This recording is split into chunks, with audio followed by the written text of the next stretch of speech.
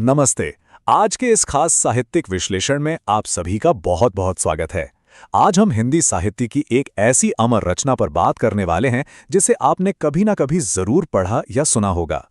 पहली नज़र में ये शायद बस दो मवेशियों की कहानी लगे, लेकिन यकीन मानिए ये एक साधारण सी कथा से कहीं कहीं ज्यादा है।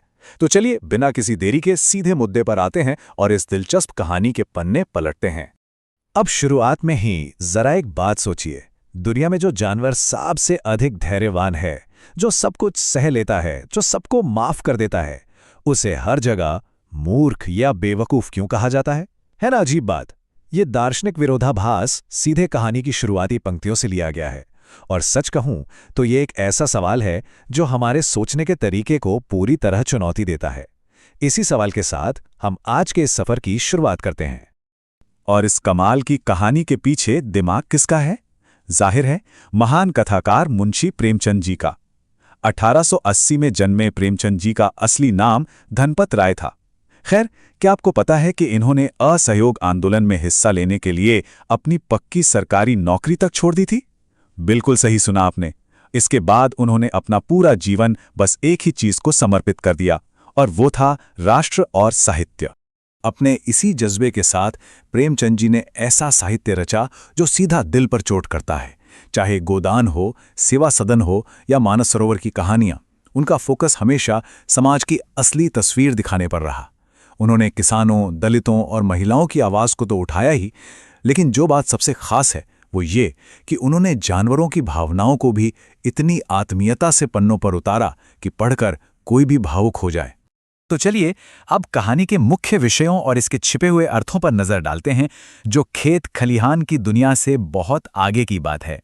दो बैलों की कथा, ये नाम सुनकर किसी को भी लगेगा कि भाई ये तो गांव देहात की एक आम सी कहानी होगी।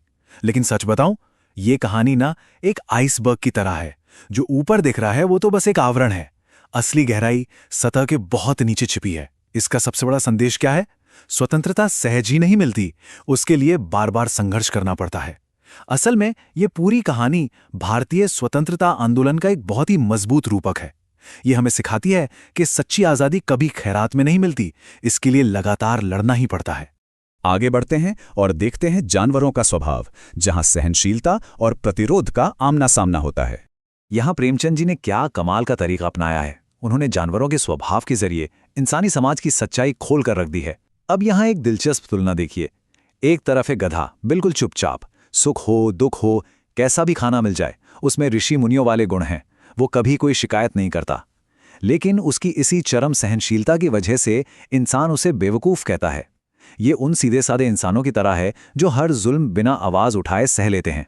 और दूसरी तरफ है उसका छोटा भाई यानी बैल। बैल भी सहनशील है, लेकिन जब पानी सिर से ऊपर चला जाता है ना तो वो अड़ जाता है, सींग मारता है। और बस इसी हल्के से विद्रोही स्वभाव के कारण समाज में उसे गधे से थोड़ा बेहतर समझा जाता है। और अब समय आ गया है हमारी कहानी के असली नायकों से मिलने का। मिलिए झूरी के इन दो शानदार बैलों से, हीरा और मोती। ये पछाई जाति के बैल हैं, एकदम सुंदर, काम में चौकस और ऊंचे कद काठी वाले। ये दोनों बैल उसी स्वाभिमान और प्रतिरोध का जीता जागता उदाहरण है जिसके बारे में हम अभी बात कर रहे थे। कहानी का एक और बहुत अहम हिस्सा है इन दोनों का भाईचारा, इनका मूक और गहरा संबंध। देखिए, ये कहानी सिर्फ एक किसान और उसके जानवरों के बारे में नहीं है। ये उन दो बैलों के बीच के उस गहरे और मौन रिश्ते की कहानी है जो इंसानियत के लिए भी एक मिसाल है। हीरा और मोती के बीच ना एक गुप्त, बिना शब्दों वाली भाषा थी जिसे बस वही समझ सकते थे। दिन भर की हाड़-तोड़ मेहनत के बाद जब वो खुलते तो एक दूसरे को चाट सूंघकर अपनी सारी थकान मिटा लेते थे। कभी कभी मजाक में वो सींग भी मिला लिया करते थे, बिल्कुल वैसे ही जैसे पक्के दोस्तों के बीच ढौल धप्पा होता है। उनमें इतना निस्वार्थ प्यार था कि हल खींचते समय हर एक की यही कोशिश होती थी कि ज्यादा से ज्यादा बोझ उसी की गर्दन पर रहे। अब कहानी में आता है एक बहुत बड़ा मोड़, विश्वासघात, बगावत और आजादी की कोशिश। शांति के ये अच्छे दिन हमेशा तो रहने वाले थे नहीं। कहानी में भूचाल तब आता है जब झूरी का साला गया आकर इन दोनों बैलों को अपने साथ ले जाता है। अब जानवरों के भी तो दिल होते हैं ना, जरा सोचिए उनके मन में क्या चल रहा होगा।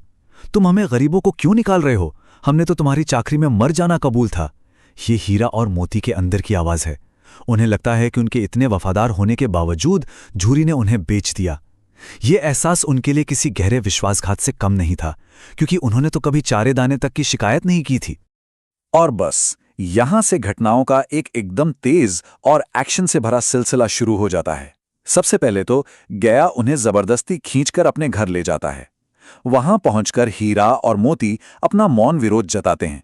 दिन भर भूखे रहने के बाद भी वो खाने की नांद में मुंह तक नहीं डालते। फिर आधी रात को दोनों अपनी उसी मूक भाषा में सलाह करते हैं और एक साथ पूरी ताकत लगाकर उन मोटी रस्सियों को तोड़ डालते हैं। जब वो आजाद होकर वापस अपने गांव लौटते हैं तो पूछे मत, बच्चे और पूरा गांव तालियां बजाकर उनका ऐसा स्वागत करते हैं जैसे कोई शूरवीर युद्ध जीतकर आए हों। कोई उनके लिए रोटियां ला रहा है तो कोई चोकर और गुड़। लेकिन रुकिए, उनकी इस आज़ादी और घर वापसी पर हमें दो बिल्कुल अलग अलग रिएक्शंस देखने को मिलते हैं। एक तरफ झुरी है जो उन्हें सही सलामत देखकर खुशी से पागल हो जाता है और दौड़कर उन्हें गले लगा लेता है। लेकिन दूसरी तरफ उसकी पत्नी, वो तो गुस्से से आग बबूला हो जाती है। वो उन्हें कामचोर और नमक हराम कहती है और सजा के तौर पर मजदूर को सख्त हिदायत देती है कि इन दोनों को खाने में सिर्फ और सिर्फ सूखा भूसा ही दिया जाए। इसके बाद जो होता है वो और भी रोमांचक है।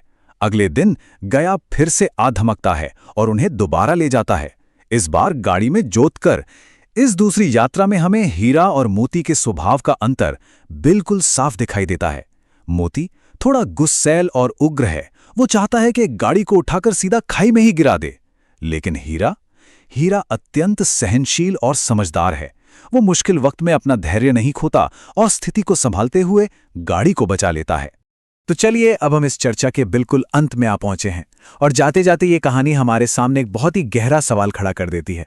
एक ऐसी दुनिया में जहां शोषण होता है, जहां कमजोरों को दबाया जाता है, वहां क्या सब कुछ चुपचाप बिना शिकायत किए सह लेना वाकई एक गुण है या फिर ये एक श्राप है?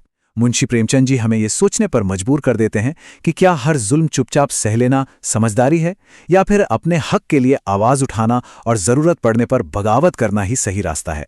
जरा सोचिएगा इस बारे में। मुझे उम्मीद है कि इस विश्लेषण ने आपको इस क्लासिक कहानी को एक बिल्कुल नए नजरिए से देखने में मदद की होगी। आज के लिए बस इतना ही। हमारे साथ जुड़ने के लिए आपका बहुत बहुत धन्यवाद। मिलते हैं नेक्स्ट स्टडी सेशन में। Till then keep studying with हिराया।